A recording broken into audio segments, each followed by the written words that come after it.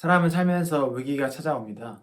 학생 때는 시험에 원하는 결과를 얻지 못했을 때, 학교를 졸업하면 원하는 직장에 취업하지 못했을 때, 결혼하지 못했을 때, 원하는 임신을 하지 못했을 때 등 사람은 인생을 살면서 이런 위기를 피할 수 없고 어쩌면 인간이기 필수적인 과정이 될 수 있습니다.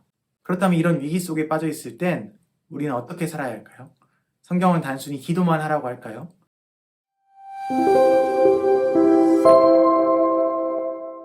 여기 나발이라는 사람이 있습니다. 그는 목축업을 하는 사업가로 굉장한 규모의 사업을 하는 부자였습니다. 그리고 그에게는 아비가일이라는 아내가 있었습니다. 어느 날 양의 털을 깎는 날이었습니다.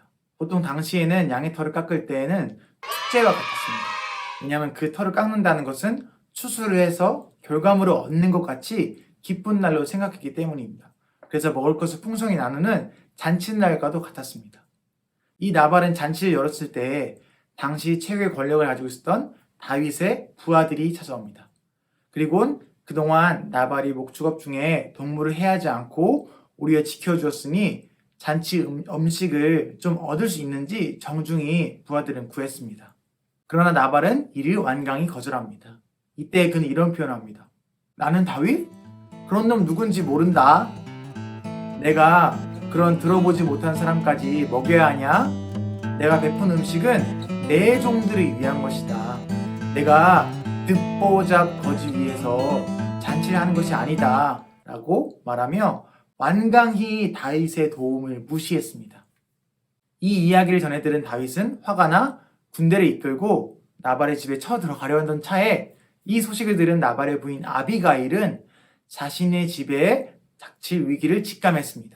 그래서 서둘러 자기가 가지고 있던 것들로 음식을 만들었습니다. 그리고는 다윗을 찾아왔습니다. 그는 정중하게 다윗에게 사과를 하고 준비한 음식을 베풉니다. 무례했던 그의 남편의 잘못 생긴 위기를 해결합니다.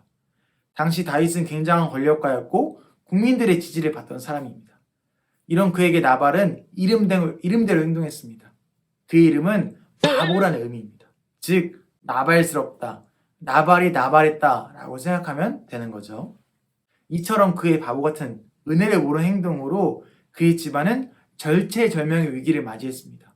이때의 아비가일은 대단한 것을 한 것이 아닙니다. 상황이 급하니까 그저 자기 집에 있는 재료를 가지고 자기 종들과 함께 다윗과 그의 부하들을 대접할 음식을 마련해서 급하게 다윗을 찾아갔습니다. 그리고 정중하게 사과했고 준비한 음식을 나누어 문제는 해결되었습니다. 사람이라면 누구나 어려움으로부터 위기에 빠질 때가 있습니다. 위기가 찾아오는 것은 나이가 적든 많든 인간의 삶 속에서 필연적인 것입니다. 그러나 중요한 것은 그 위기를 어떻게 대하는가의 태도입니다. 아비가일이라는 사람은 이 위기를 다른 사람의 탓으로 돌리지 않았습니다. 사실 자기 잘못은 당연히 아니죠. 자기 남편의 잘못에 나발의 잘못으로 이런 위기를 맞이한 것이었습니다. 하지만 그녀는 이 위기를 남 탓으로 돌리지 않고 내버려 두지 않았습니다. 오히려 이를 극복하고자 노력했습니다.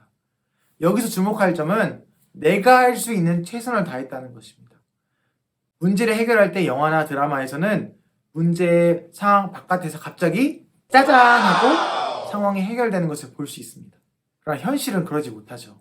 그래서 포기하고 싶거나 말도 안 되게 희박한 로또 같은 확률의 기적을 꿈꿉니다. 이와 달리 아비가일은 자기가 할 수 있는 것들 안에서 최선을 다했습니다. 그럼에도 문제가 해결되지 않는다면 우리는 그 운명을 받아들여야겠죠. 하지만 우리가 해볼 수 있는 최선을 다하지 않고 어쩔 수 없었다고 포기해버린다면 너무 무책임하고 허무하진 않을까요? 사람이 인생을 살다 보면 위기는 필연적인 것입니다. 그러나 그 위기 앞에서 여러분들은 어떻게 행동하겠습니까? 해보지도 않고 바로 어려운 거니까 포기해버리겠습니까? 아니면 아비가일처럼 내가 할 수 있는 것들에 대해서 또는 남들의 탓을 돌리지 않고 그 최선을 다할 수 있지는 않을까요? 오늘은 여기까지 하겠습니다.